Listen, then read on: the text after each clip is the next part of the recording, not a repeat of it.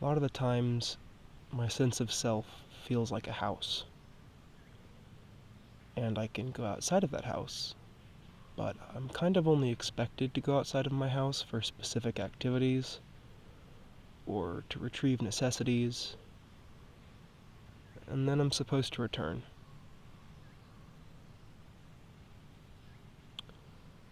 And if people just want to come find me, well then I better be at my house. Now, it's kind of restrictive, but it's part of being a human. And if it weren't for all these houses that most of us live in, well, it'd probably be a lot harder to get along with each other, or to figure each other out. Or at least that's how the logic goes, that asks us to stay in our house all the time.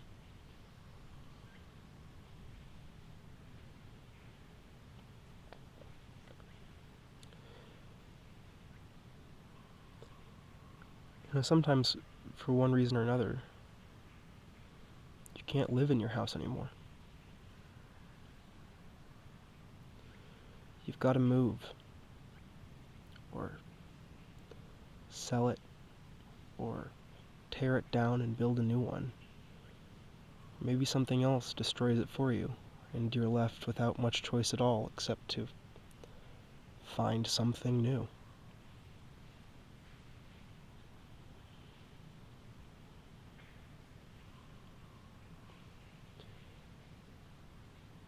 I feel like that's the only real honest state of self. That place in transition between homes. Because that's when all of our conveniences are stripped from us. All our familiar comforts. All of the ways that we usually think about ourselves. When you're left with a blank slate, what you create is yours.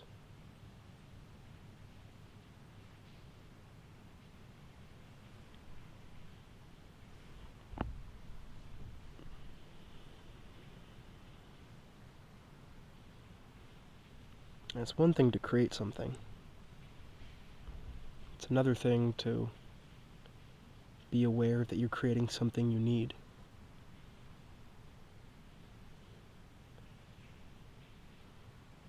It's a third thing altogether to be aware of how you're creating.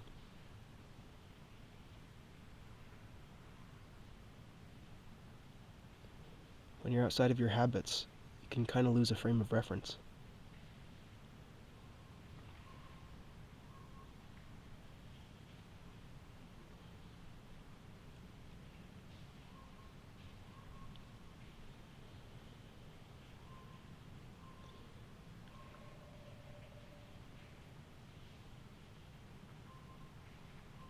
In those transitionary periods, you can lose yourself entirely.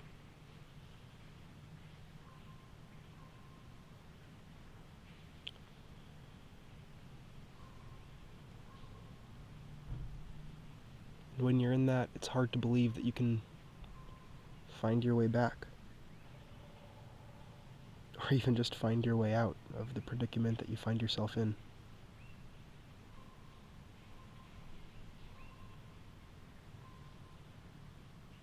Because every transition is a problem.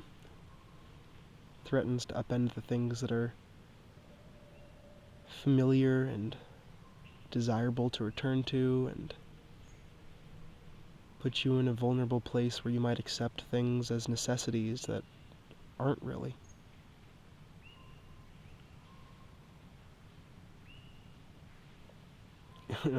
There's a tweet by Lin-Manuel Miranda that I always think about when making things.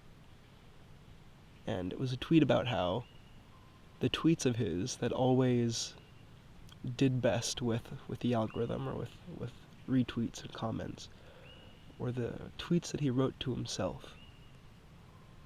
Things that he just wanted to remind himself and thought he might as well share with others.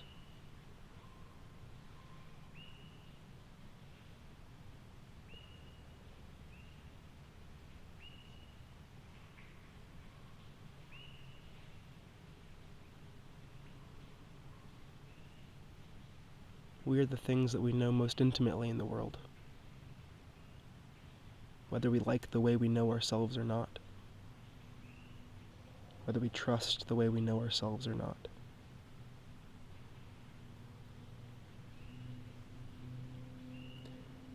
And I've found sometimes that when I'm speaking to myself, sometimes I say things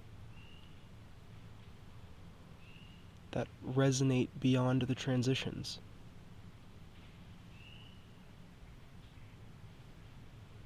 We each have habits.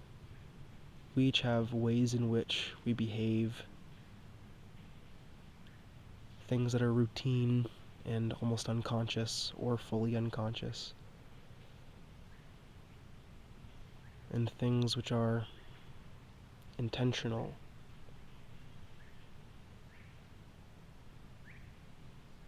things which we cultivate our life around.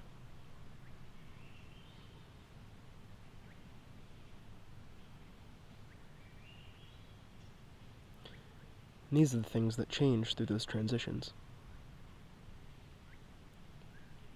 So what am I connecting with?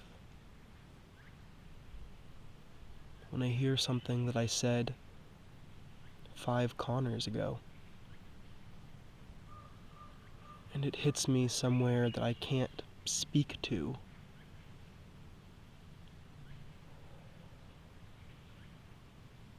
as something that I should never forget.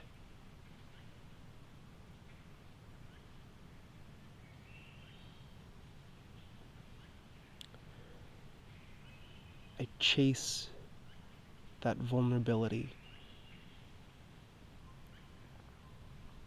I chase that authenticity.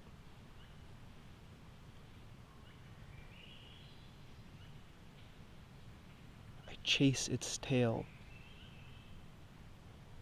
No matter how far over the horizon it gets before I lose sight of it.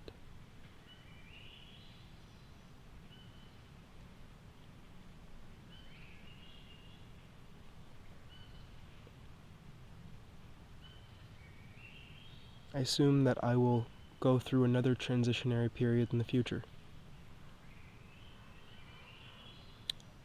That I might not yet have come across the part of my life where I feel the most lost.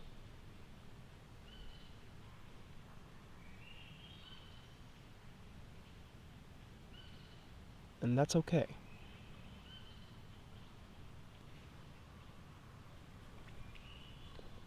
But I don't want to leave my next self stranded, without direction, without a reference point.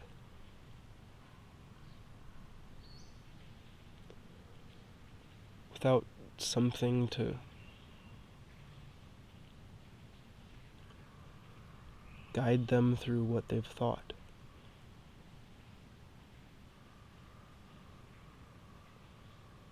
What they've felt. Who they were. Especially during times when they didn't really think they were anyone at all.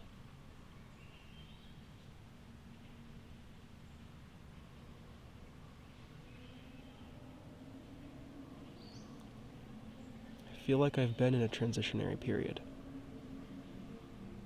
for quite a while.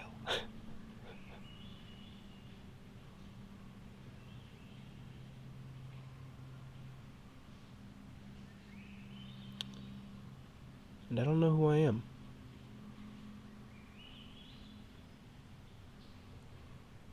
I don't know who I was. And I certainly don't know who I'll go on to become.